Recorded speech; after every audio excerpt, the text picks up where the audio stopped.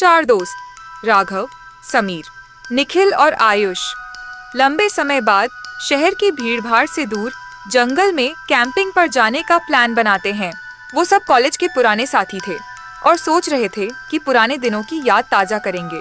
जगह थी काला जंगल, जहाँ लोग दिन में भी कदम रखने से डरते थे, लेकिन इन चारों को रोमांच पसंद था। शाम ढलते ही वे जंगल के बीचों बीच पहुँचे और तंबू लगा लिया।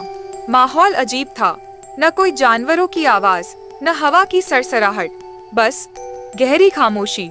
उन्होंने आग जलाई और बातें करने लगे। तभी निखिल की नजर एक पेड़ पर गई। वो बोला, अरे देखो उधर, उस पेड़ पर क्या है? सभी ने उधर देखा। पेड़ की छाल पर किसी ने नाखूनों से एक औरत की आकृति उकेरी हुई थी।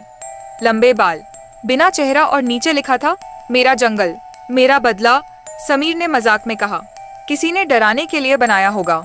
लेकिन उसी वक्त पेड़ से हल्की फुसफुसाहट आई, जैसे कोई धीमे स्वर में कुछ कह रहा हो। सबने एक दूसरे की तरफ देखा, पर आवाज बंद हो गई। उन्होंने ध्यान न देते हुए खाना खाया और सोने चले गए। आधी रात को राघव की नींद खुली। उसने बाहर कुछ चलने की आवाज सुनी, कदमों की धीमी थाप, फिर फुसफुसाहट। वो टॉर्च लेकर बाहर निकला। कौन है वहाँ? जवाब नहीं आया। बस पेड़ की तरफ वही आकृति जैसे चमक रही थी। राघव पास गया और अचानक टॉर्च बंद हो गई।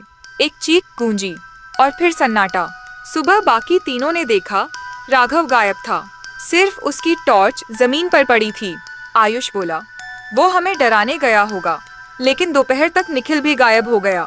उसकी जगह जमीन पर सिर्फ एक रिकॉर्डिंग डिवाइस मिला, जो वो कैमरा लेकर शूट कर रहा था।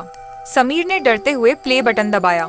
स्क्रीन पर पेड़ दिखा और फिर पीछे से वही आकृति, चुड़ैल जैसी, बाल बिखरे, आंखें लाल।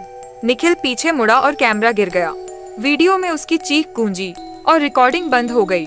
अब सिर्फ आयुष और समीर बचे थे। दोनों ने फैसला किया कि सुबह होते ही यहाँ से निकल जाएंगे। रात में फिर वही फुसफुसाहट आई। इस बार साफ सुनाई दी, तुम सब मेरे जंगल में क्यों आए? समीर डर के मारे भागा, पर अंधेरे में कोई लंबा काला साया उसके पीछे दौड़ पड़ा। कुछ ही सेकंड में उसकी चीखें हवा में गुम हो गईं। अब सिर्फ आयुष बचा था।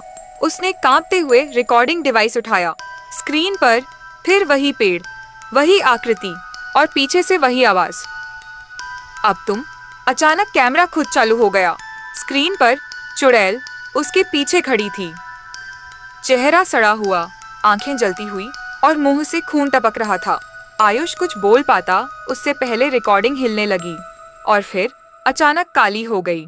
अगले दिन पुलिस को जंगल में सिर्फ एक तंबू और वो रिकॉर्डिंग डिवाइस मिला, जिसमें आखिरी फ्रेम में चुड़ैल कैमरे की तरफ देखकर मुस्कुरा रही थी।